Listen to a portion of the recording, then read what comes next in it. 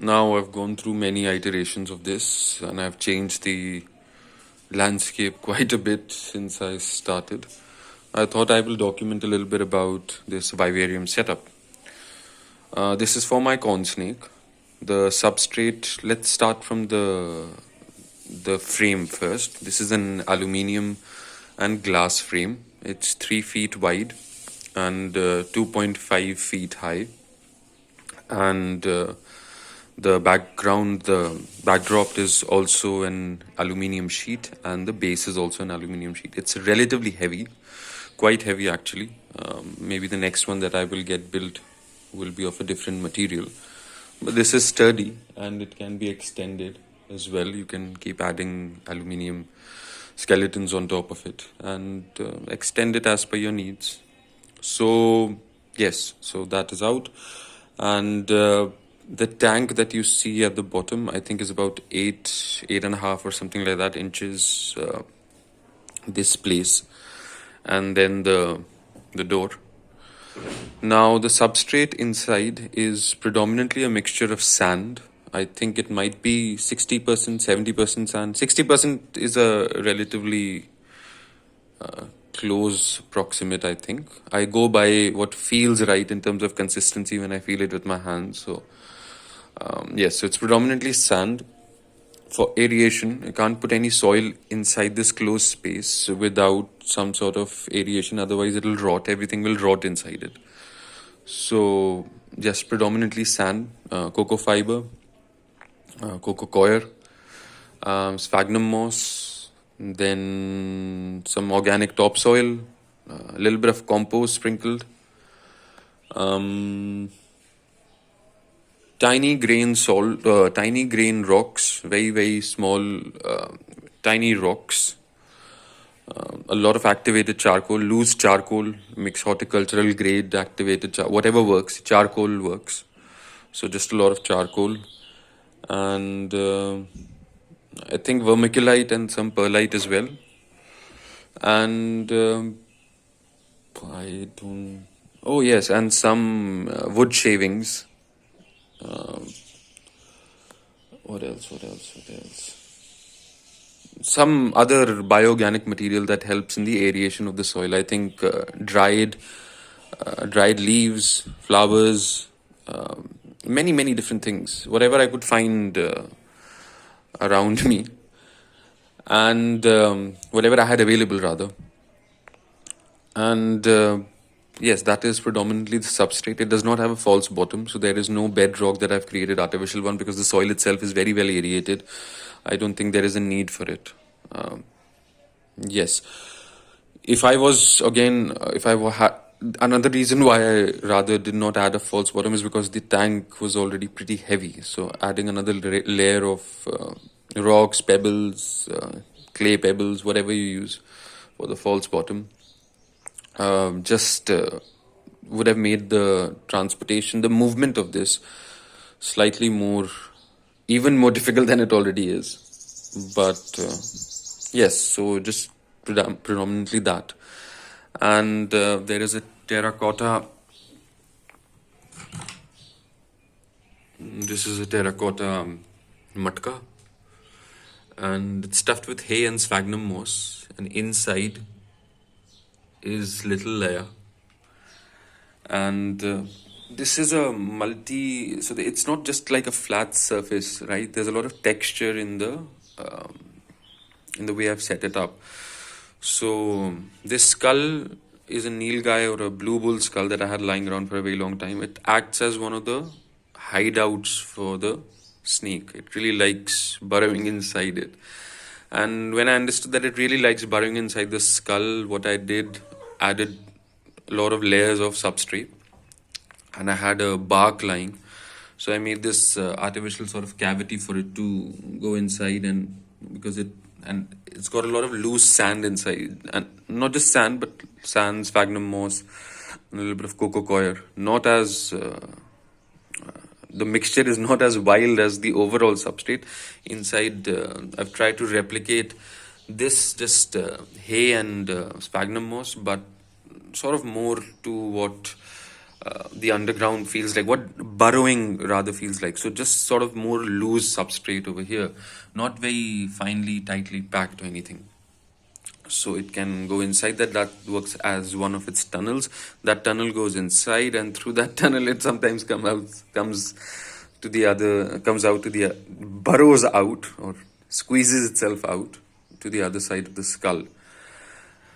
And this is one of the Kirkii Sansevierias that I've planted in the background, just to add more texture and vegetation to the entire thing. We can't obviously give them the exact thing that is available in North America, but what we can give for animals in captivity is to give them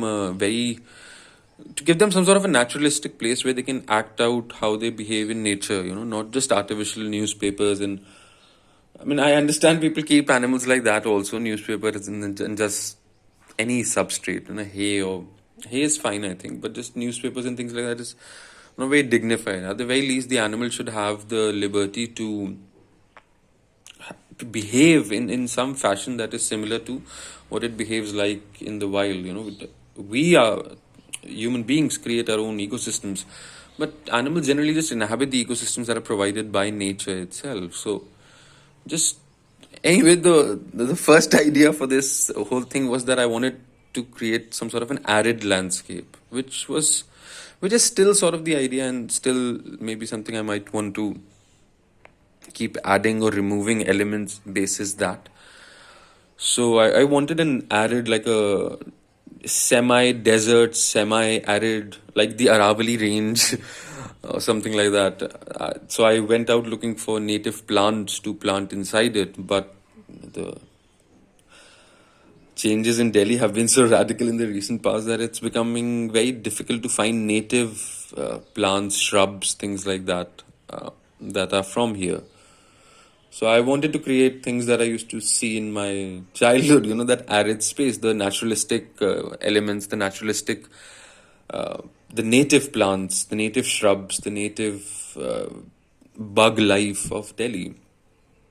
I wanted to create something like that, but I'm happy with how this turned out as well. So yes, so that is a Sansevieria Kirkii, one of the Kirkiis, and that is a bird nest in the. And these are just some lucky bamboos or dracaenas planted in the background. Initially, I had bamboo grass, native bamboo grass that I found, but it did not take root. So the only thing close to it that I knew was slightly more hardy than that were lucky bamboos. So I just planted that in the background. This branch is a guava branch, one of the best woods that I have ever worked with, the densest wood, but it's almost like it's naturally sanded from the outside, very smooth wood and very beautiful pinkish sort of hue to the texture. Really like it, really like guava wood. I've procured a lot of guava woods recently. Very, very sturdy, very, very, like very good wood. Oh, I'll be making some dandas out of it. If anyone wants to buy, please reach out to me. Um, yes, and that's the drinking bowl, the water bowl for the snake, and just some chlorophytums, spider plants planted here and there to give this. So also it does not really, because corn snakes can be very messy in their movements sometimes. They can be very explorative. So I've planted things where there's some sort of natural barrier to them not being trampled on or something, right? So here's the bark, here's the branch that sort of shields the chlorophytums, both of them. And then I'm not very happy with the pothos, because I think it gives a very rainforesty touch to everything. So I might remove it. I still want the arid setup, because corn snakes, when found in nature, are generally found on in corn fields, on the floor of corn fields. So whatever a corn field is supposed to look like to you, just try to replicate something like that. And so burrowing spots. This burrowing spot also I can put a heat mat under it. So this acts as a hot spot. This acts as an ambient spot, but this is slightly warmer this is the coolest spot, and she generally prefers to stay in the coolest spot. So there she stays.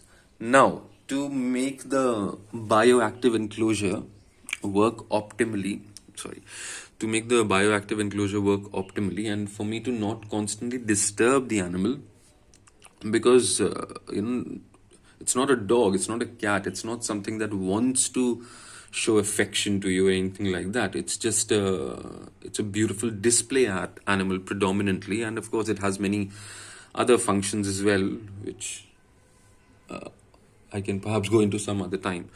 But it's not an affectionate animal as such, and hence generally you just have to let them be. You just take them out sometimes to educate people that, well, all snakes are not the same, that snakes are not out to get you, that if you find a snake, just don't touch it and it will do nothing to you. The only time you will ever get bitten by a snake is if you try to handle a snake. Don't handle it. It's as simple as that, really. If you see something, let it go away. Don't bother it. Don't pester it. So I take her to education shows and I educate people about snakes. So, she's less of a pet and more of I have a working relationship with the animal. The terracotta also matches her colors almost seamlessly. She's inside somewhere. I won't even bother taking her out. I just wanted you to show her enclosure. And yes, so to make it bioactive, I have put mealworms and grown mealworm beetles. Sorry. So you'll see mealworms in places. You will also see a lot of beetles. For example, one is there. And they are put in here so that you might find some others as well here and there. So they're everywhere, but they just come out when they please. So the idea behind placing beetles inside and mealworms inside is so they help in cleaning up the environment. Because this is going to be predominantly a dry sort of environment, I don't want to put springtails or isopods because they require higher degrees of humidity. If I do put them, then they will be confined to a particular area where the humidity is high, maybe near the water bowl or something like that. So I haven't put any of that. I have put mealworms and I've put mostly beetles, mealworm beetles. The cleanup crew will function in not letting things rot. If anything is decaying, they will eat it. One of the things that they will also eat is the poop of the animal, which is not something that anyone likes looking forward to cleaning every day, but it is a task that must be done.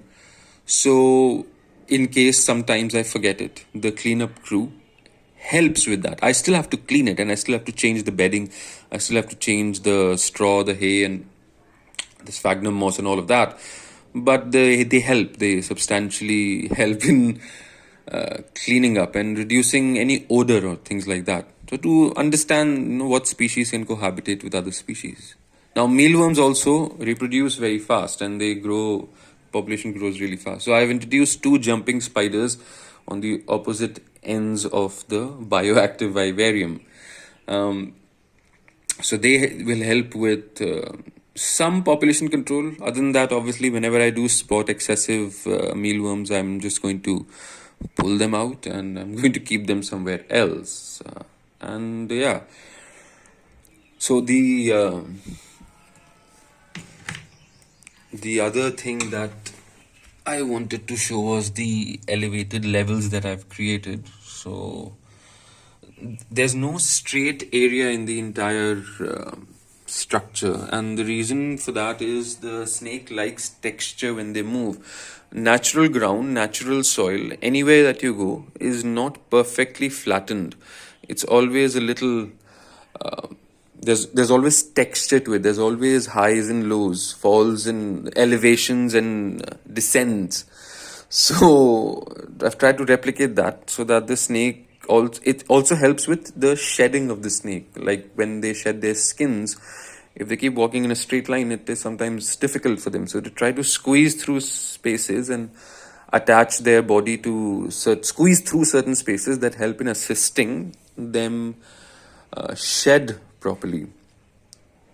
I think that is a Sansevieria, one of the cylindricas in the background as well. The idea was that since it grows like in a grassy sort of structure in this sort of way, almost like a kirkii in this spread out sort of way, they will have once that cylindrica grows and it has more shoots, more leaves above ground, then that can add a very nice element of texture to the kirkii and the cylindricas, almost like a transition from an elementary life form, like a cylindrical leaf, to almost cylindrical but very pointy. And then the idea was that I might also add a trifasciata, which is more broader in leaves, so to show the transition from one to the other. But then I thought it might be too many things, and it's nearly not big enough for that. So yes, this is my bioactive vivarium for my corn snake, Laya. And yes, I hope you liked the video.